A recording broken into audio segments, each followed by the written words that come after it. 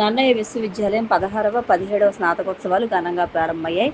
స్నాతకోత్సవాలకు AP governor Abdul Nazir ముఖ్య అతిథిగా హాజరై విద్యార్థులకు పట్టాలు ప్రదానం చేశారు. స్నాతకోత్సవంలో వేదిక వద్ద బీసీఎస్ ప్రసన్నశ్రీ, ముఖ్య అతిథి professor Mahendra P. Lama, AP SCHE chairman professor Kotha Madhumurthy తదితరులు పాల్గొన్నారు. అంతకుముందు గైట్ ఇంజనీరింగ్ కాలేజీ హెలీప్యాడ్ వద్ద గవర్నర్కు జిల్లా collector Keerthi Chekuri, SPD Narasimhakishore, JCY Nageswararao, MLC Somu Veerraju, ఎమ్మెల్యేలు Battula Balaram Krishna, Gorantla Butchaiah Chowdary, RUDA chairman Boddu Venkatrama Chowdary, GGU chancellor KVV Satyanarayanaraju, Nannaya registrar professor KV Swamy తదితరులు ఘన స్వాగతం పలికారు.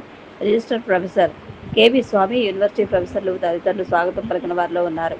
రాజమహేంద్రవరంలోని తిలక్ రోడ్లోని తన కార్యాలయంలో రాజమహేంద్రవరం సిటీ ఎమ్మెల్యే ఆదిరెడ్డి వాసు ప్రతి శుక్రవారం నిర్వహించే గ్రీవెన్స్ కార్యక్రమంలో భాగంగా ప్రజల నుంచి అర్జీలు స్వీకరించారు.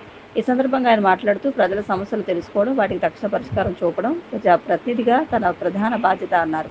ప్రతి ఒక్కరి సమస్యలను సమానంగా పరిగణించి వేగంగా పరిష్కరించేలా సంబంధిత అధికారులకు స్పష్టమైన ఆదేశాలు ఇస్తున్నామన్నారు. ప్రతి శుక్రవారం నిర్వహించే ఈ గ్రీవెన్స్ కార్యక్రమం ద్వారా ప్రజలకు నేరుగా సమస్యలు తెలియజేసే అవకాశం కల్పిస్తున్నామన్నారు. ప్రభుత్వం అందిస్తున్న సంక్షేమ పథకాలు అర్హులైన ప్రతి ఒక్కరికి చేరేలా చర్యలు తీసుకుంటున్నామన్నారు. ప్రజలు ఎలాంటి ఇబ్బందులు పడకుండా పారిశుద్ధ్యం, తాగునీరు, రహదారులు, వెలుగు వంటి మౌలిక సదుపాయాలపై ప్రత్యేక దృష్టి పెట్టాలని అధికారులను ఆదేశించినట్లు తెలిపారు. టీడీపీ నగర అధ్యక్షులు మధ్య రాంబాబు, నాయకులు వర్రె శ్రీనివాసరావు, ఉప్పులూరి జానకరామయ్య, మొక్కమాడి సత్యనారాయణ, కొల్లి బుజ్జి, టంగళ్ల బావి తదితరులు పాల్గొన్నారు.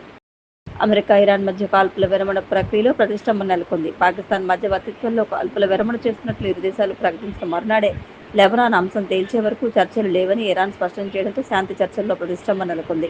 దేశ ప్రజలను ఉద్దేశించి ఇరాన్ సుప్రీం లీడర్ ముజ్తబా ఖమేనీ ప్రసంగిస్తూ పశ్చిమాసియా యుద్ధంలో ఇరాన్ విజయం సాధించిందని పేర్కొన్నారు. హార్మూజ్ జలసంధి నిర్వహణకు కొత్త దశకు తీసుకువెళ్తామని, తమ దేశంపై దాడి చేసిన వారిని శిక్షించకుండా వదిలిపెట్టమని స్పష్టం చేశారు.